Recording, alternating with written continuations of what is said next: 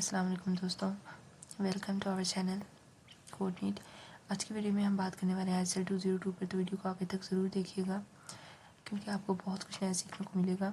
हमारे चैनल को सब्सक्राइब कर लें, बेल आइकन को प्रेस कर लें ताकि हमारे चैनल से आने वाली हर इंपॉर्टेंट वीडियो को नोटिफिकेशन आप तक टाइम टू टाइम पहुँचता रहे। अपने फ्रेंड्स और बाकी ग्रुप्स में शेयर करते जाएँ ताकि आपके साथ साथ उनका भी बेनिफिट हो।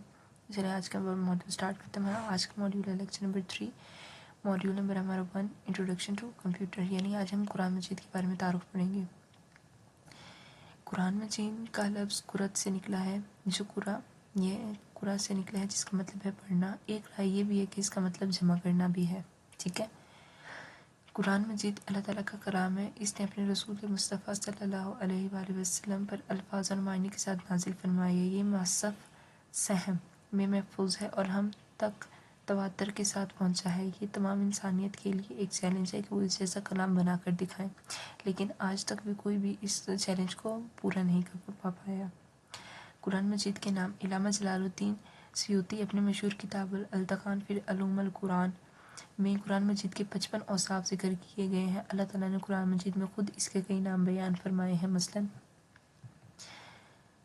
अल कुरान, अल फुरकान, अल ज़ाकिर, अल नूर, अल किताब। ठीक है, तो ये सारे नाम जो हैं वो अल्लाह ताला ने बयान किए हैं। ठीक है, तो MCQs के लिहाज से जो इंपॉर्टेंट मैंने साथ साथ हाईलाइट कर दिया, ये आप भी साथ साथ हाईलाइट करते जाएँ।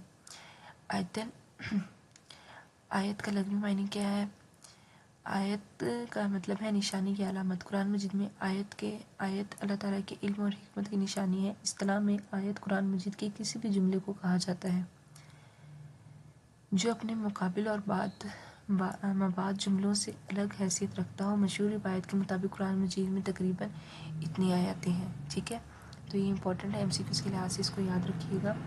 2 या 2 से ज़्यादा आयत के मजमूओं को सूरत कहा जाता है। अरबी ज़बान में सूरत का मतलब बुलंदी और रफ़त है, गोया हर सूरत किसी बुलंद मकाम का नाम है। ठीक है, कुरान मजीद में कुल 114 सूरतें हैं और सबसे बड़ी सूरत का नाम सूरत अल-बकरा है और छोटी का नाम सूरत अल-कौसर है और टोटल सूरतें हमारे पास 114 हैं। ठीक है।